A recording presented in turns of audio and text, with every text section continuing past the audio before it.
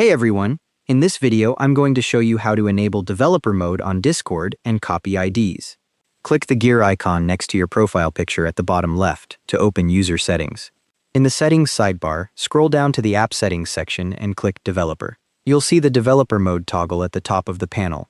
Click it to turn it on, and the toggle switches to the right with a green indicator. Click the X button in the top right corner to close settings and return to your main Discord view. Now to test it out, click your own username at the bottom left to open your profile pop-up. With developer mode enabled, you'll now see a new copy user ID option at the bottom of the menu.